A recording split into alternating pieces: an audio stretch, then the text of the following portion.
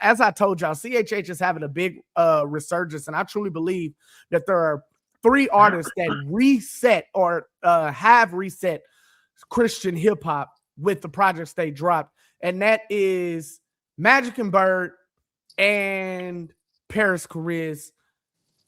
Let's start with Magic and Bird.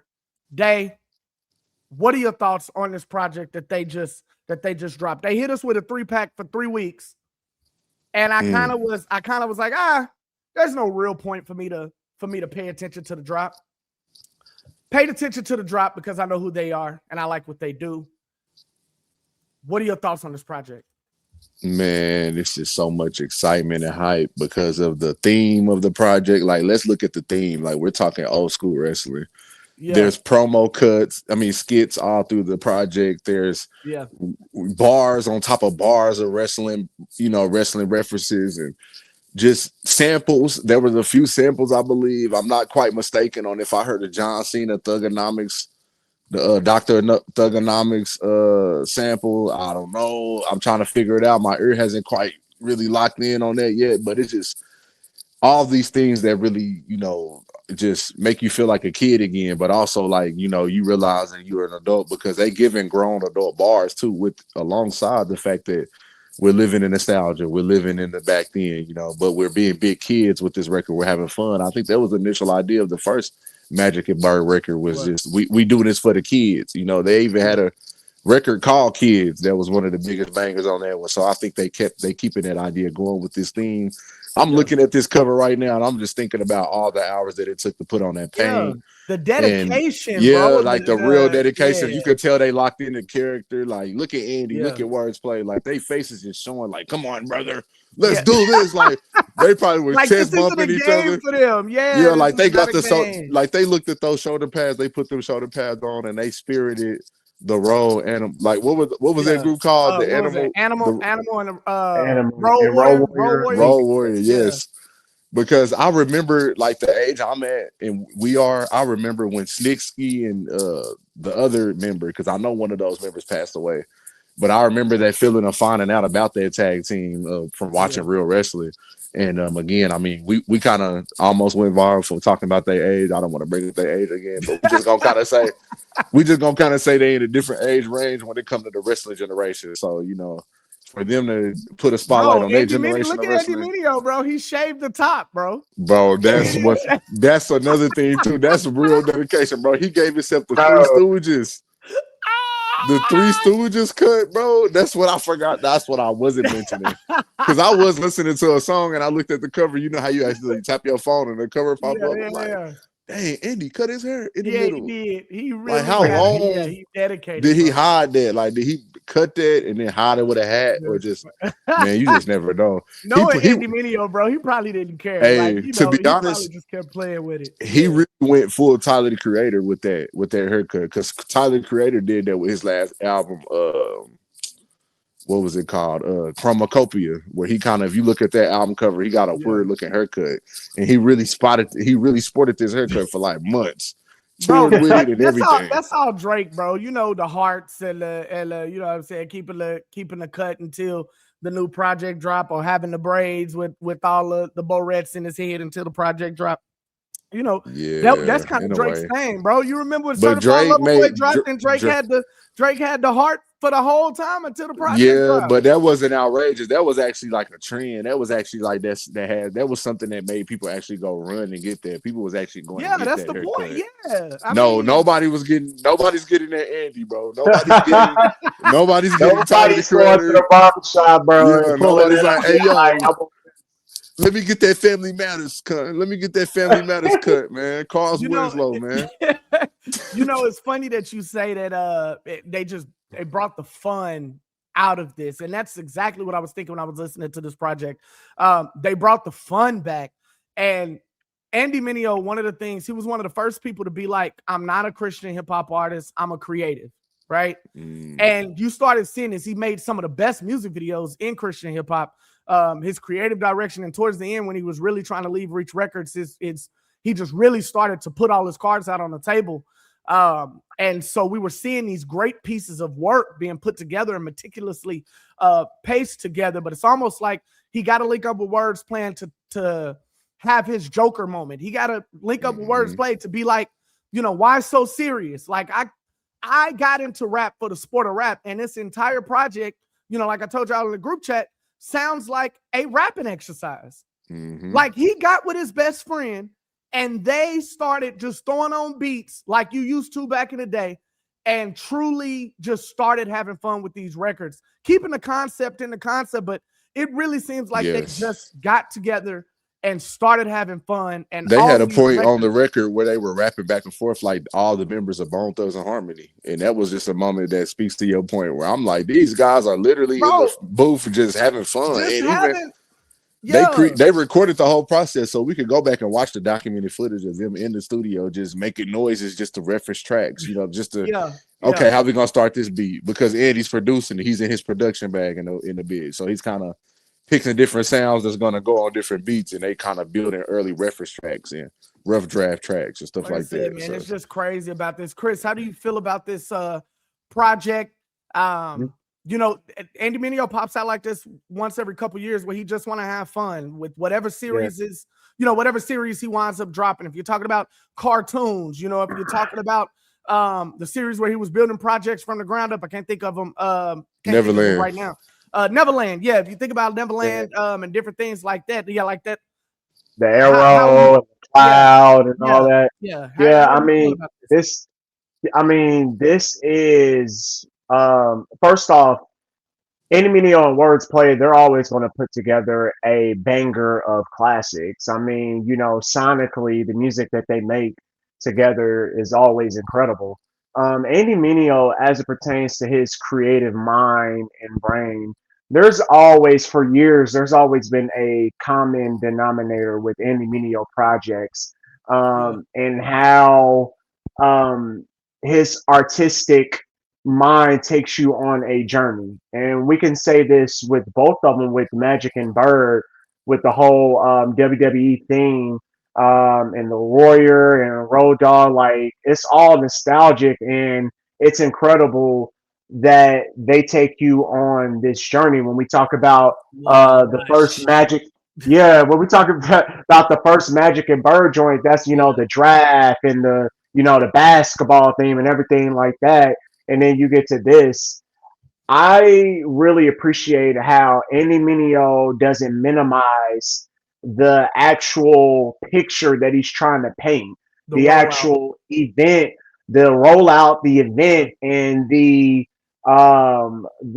artistic freedom that he's trying to display whenever he's doing these projects. It's not about just releasing songs with him. It's about taking you on a journey. And I think that a lot of artists don't really take their fans on a journey like that.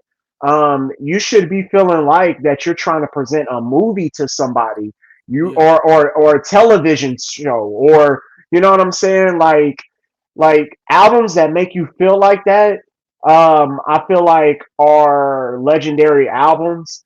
Albums like that, I feel like are Logic's Incredible True Story.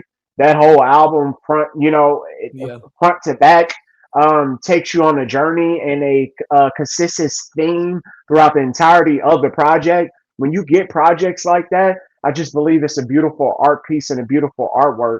And people don't really make artistic albums like that, taking you through journeys, and really trying to give you something that you feel like that you can experience, like you're actually diving into the album and experiencing it and going on this ride rather than just listening to a project.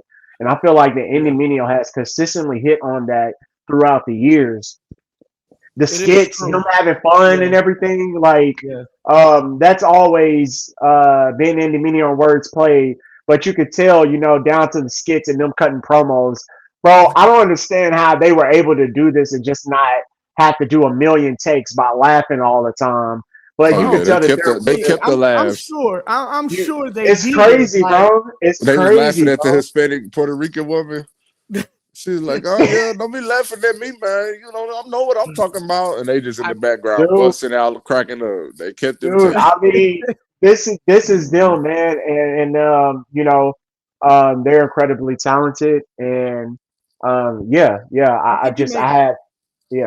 think you make a great point, Chris. When we talk about, that was one of the things as I was listening to this project, I just repeated over and over again. This is the purity of the art. Like you say, not just putting a record out, not just making a song, but truly having a purpose behind rapping. Like Andy Mineo being as young as he was and being a battle rapper and truly being bred in New York, like, you know, those are rappers out that way. Like when we talk about like real rap, like, you know, West Coast is like that, you know, too, but they got their own sound. But when we talk about like when people say bars on bars, like that's that New York, Philly area that we talk about when we talk about rappers. So for Andy Mineo to be able to get this off, be able to create a project that, like you said, it feels like a timepiece. It truly stops time. And that's the thing, Andy Mineo has always stopped time. You know what I'm saying? Anytime that he dropped, but this was one of those Andy dropped moments. And then it's a very popular project when we talk about Magic and Bird and the way they are when they link up. And one of the things that I love about Wordsplayed is that he seems to be the only one that could truly bring this Andy out. Like you bring in John, you know, you bring in John to loosen Andy up and to get those real creative juices flowing. Pause. But you bring Wordsplayed in to bring out the real Andy. And when they rap together, man, like we were talking about duos that just don't miss and those that, you know, when they rap together, it's you know, it's the instant summer type vibe. Yes, big summer vibe. Andy Mineo and Wordsplayed needs to not have their name out of the top 3. And I know that's a big statement. But them being able to put out this work of art in the way that they were able to put it in, and to your point, Chris, an entire masterpiece, the purity of the art in a world where music is constantly running fast and you're just trying to hear one album so that you can say that you heard it just to get to the next album. And if somebody new drops next week, you know what I'm saying? And you ain't. This isn't one of those. This was not a microwaved meal. This wasn't a TV dinner. This was Thanksgiving dinner. This was something that they truly put their foot in, took their time with, worked it. You started smelling this walking up to the house. You know, when you get out the car and you smell it, you're like, oh, yeah, nah. From the intro. Bro, this is something through those little seeds that they were dropping 3 weeks ago, 2 weeks ago. You smelling the cooking all the way. Just to use a wrestling reference. Do you smell what Magic and Bird is cooking? Like you started smelling, and then they dropped this on your head. They dropped it on your head top. You got this before GTA 6. Got it, bro. It's crazy. How you get this before GTA 6? Speaking of those, just to kind of run through this real quick to say some of my best ones. Dog Pit Go Crazy. That's just one you gotta. I really want to fight listening to Dog Pit. Like I really want to be. That's what I'm saying. You coming from the top rope. Yeah, GTA 6 was crazy. Obviously Benny Him Year Jubilee went crazy, bro. Obviously Febreze Brothers, we know about that. Brothers. That Make It Stop was insane. Like, bro, they truly put their foot in this. Chris, what are yours on this record? Like you said, Benny Hill, you know, a couple of the originals as well. Above It, like I said, bro, Above It is really my bad. I got it.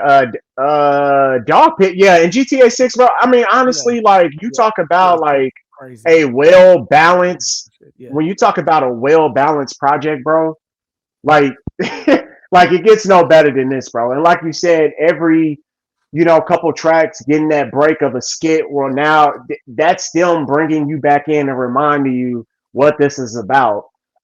So every now and then getting those skits and hearing them, I just think made it all connect together and made it all flow together.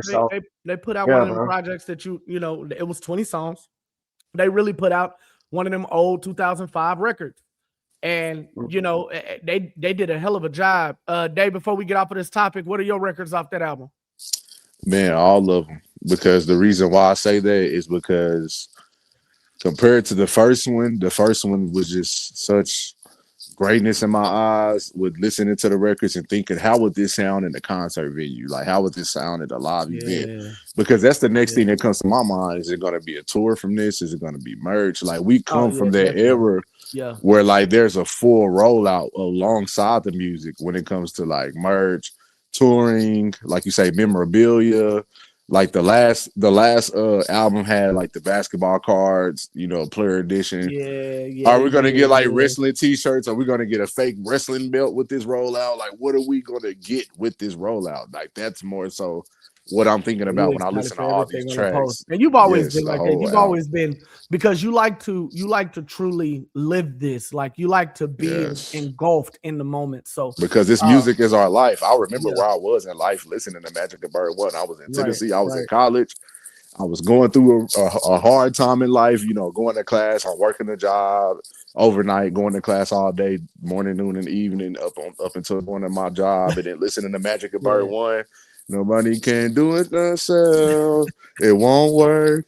You already tried it. Man, I'm just talking about like moments that I lived and I just used this music to keep me going in it. It made me feel like I was having fun during the process. So that means it was a classic. You know, people used to ask me, how do you define a classic?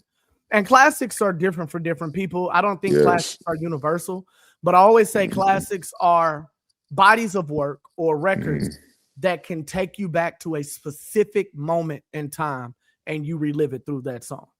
That's the reason why I like putting on a Kanye West College Dropout, because I can remember how old I was being a freshman in high school, you know, in my room listening. My parents don't even know what I'm listening to now, or that I'm even listening to anything. And to be in this moment to you know, listen, and I'm sitting in my bedroom and learning every word and reading through the booklet, and you know what I'm saying? Like, where I'm really like, so I would call those classics. And I think that this has the potential to be a classic as well. This is the reason why I said that they reset Christian hip hop